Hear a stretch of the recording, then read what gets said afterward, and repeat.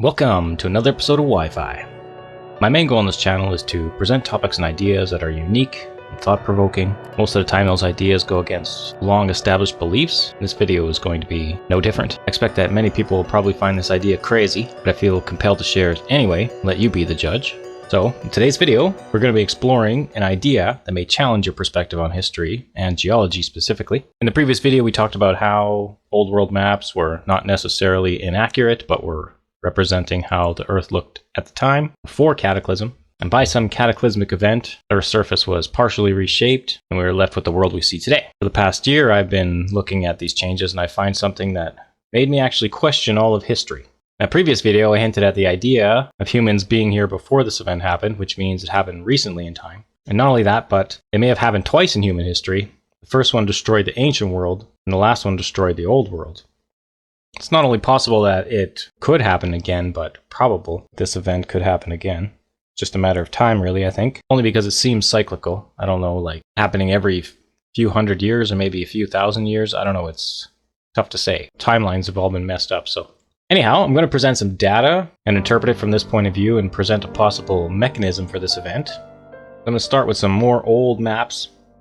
As you can see here, I have this old map that I found showing the Black Sea here and the Caspian Sea here. And we have the Mediterranean part of it. And so I found this odd that they drew this map with such accuracy, and how they could have possibly gotten this shoreline so wrong. But after, I dug really deep into the history and everything, and I know they're talking about how farmers have changed the land over time, and so all of this stuff has completely altered the way this looks and everything, but I wasn't really convinced. I mean, I always read into it and see what see what they say. But if I feel that it's the truth, then it sits well with me. And if it doesn't sit well with me, then I don't feel like it's the truth. So I have to kind of explore for myself. So anyhow, I looked at this map and I studied this stuff for quite a while before this idea popped into my mind. But we're going to go through it one step at a time here. So here, you notice I'm just going to show that this is as close as I could possibly get it on this map to overlapping with the real world.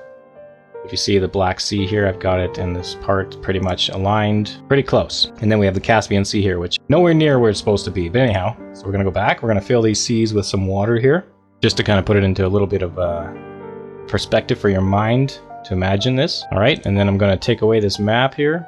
I'm going to show you how this land looked before. All right, and then we're going to take this land and we're going to move it over about 2,400 kilometers, 2,500 kilometers to the east. I'm going to drain this sea, and we're going to be left with this desert area. All right, that's the Taklamakan Desert, today, which they claim is billion year old sea. And in my opinion, it's just the Caspian Sea. It's just moved over. Okay, and so some interesting things that you might notice is that this mountain range here, well, I might show a more clear picture of it, but if you look at this mountain range right here, it is pretty much a perfect match for these mountain ranges here, as if these were the roots and they just broke off and move over this way, sort of thing. It's almost like the land underneath was pushed over this way. It's like the land underneath was like forced to rip apart here. It's kind of what I'm seeing in the geology, even though I'm not a geologist, but that's how I interpret it. And I'll get into that later here.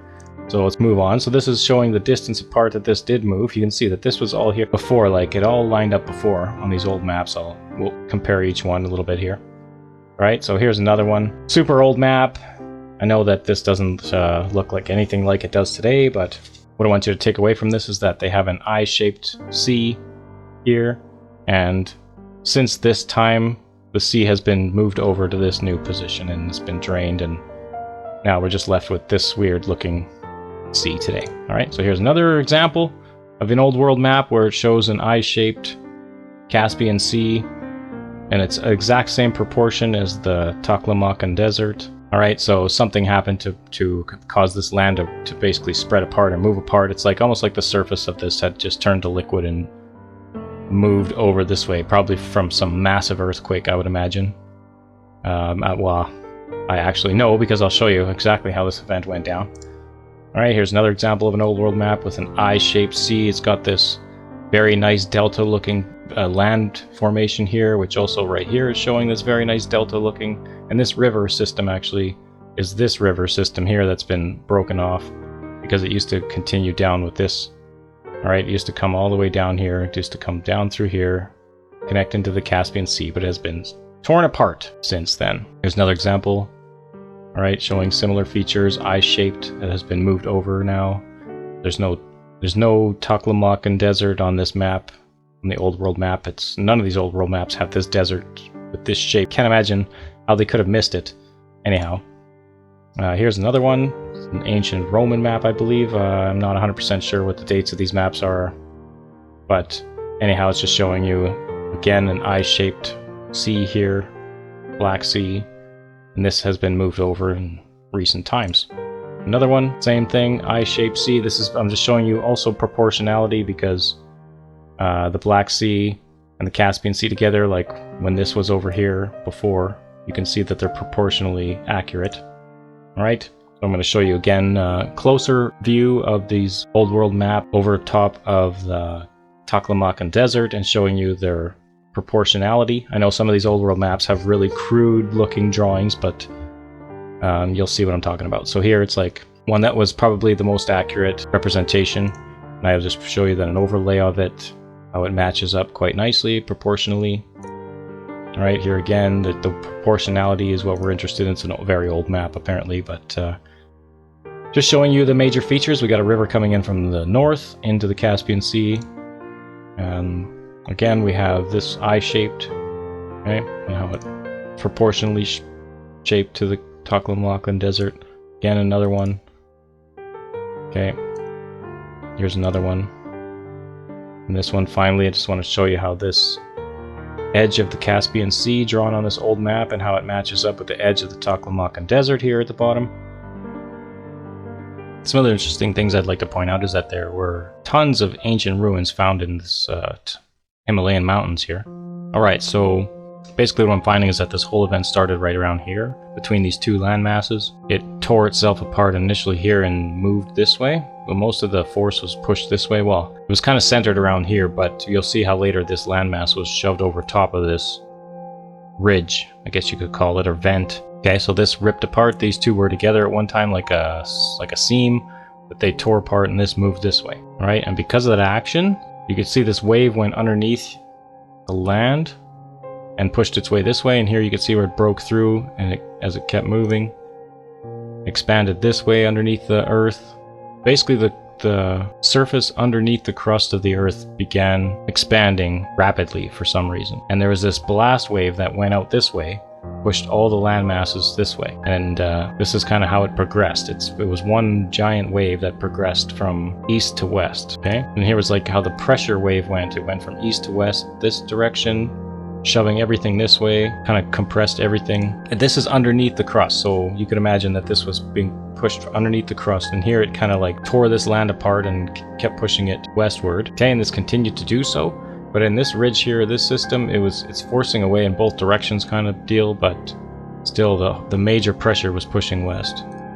Again, this pushed all these continents west, continued to push them west until it actually folded on top of this ridge. So all this got pushed underneath the land this way. This is how these mountain ranges formed all here. It literally pushed the land masses on top of this ridge, right? And this is where it was venting to begin with. So when they say all the fountains of the deep broke up, and well, this is what the fountains are. All these cracks in the earth were the fountains, and they literally erupted in high pressure steam, would be my guess, or even like just from the fact that the earth was heating up. So something caused the earth to massively heat up, and all this is all pressure direction afterwards, all forced down from the top, literally all around in all directions. Yeah.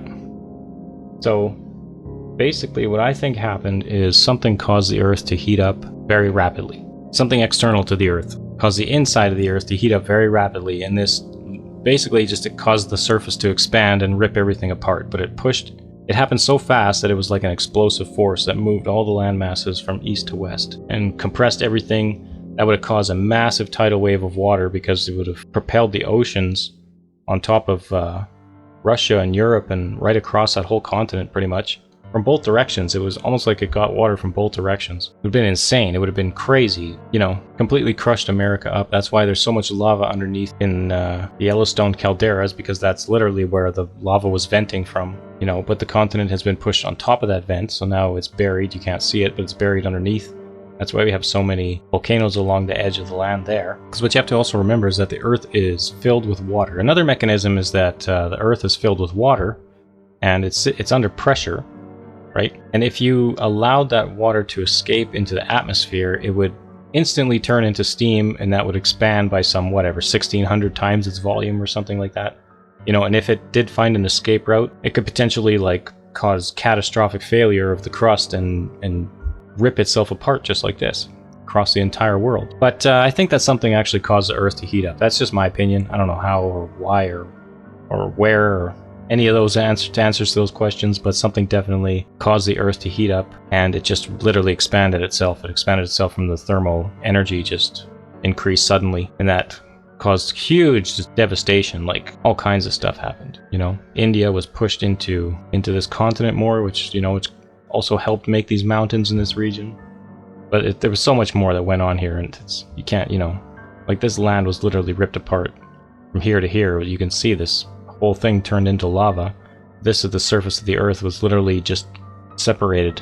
It's like it just separated from there, you know, and this whole surface slid over this way. Yep, this piece of land right here is interestingly the same composition as this land here, so I'm not sure if it just got ripped apart and thrown over in this whole event, like this was part of this used to be part of this continent at one time, but it was just ripped over and thrown into here and compressed up against Russia. Because this looks like it was, you know, not here before. This piece of land was fused into here, right? So in old world maps, it shows this being just a more rectangular shape. And all these islands that used to be islands, like Korean Island that's shown on old maps, it got pushed into China now. It's all part of that land now, and on, etc., etc. Literally, you just have to look at these old world maps and the new world maps, and you can see the difference for yourself. You can clearly see that you just consider this a catastrophic event and not some billion-year-old event slowly creeping through time. That's just an impossibility in my mind.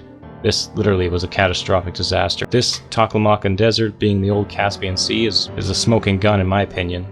That proves that this happened recently. I mean, we have old maps that show people living around this sea. You know, there was towns and cities and populations and all this stuff, and now the sea's over here and they're calling it an ancient million-year-old sea. I don't know, man. It just doesn't sit well. It doesn't sit right with me. That's just my opinion. That's just what I think happened here. You can leave your comments down in the comment section below and let me know what you think. Leave a like, share, subscribe, and all that jazz, and we'll see you in the next one. Bye-bye.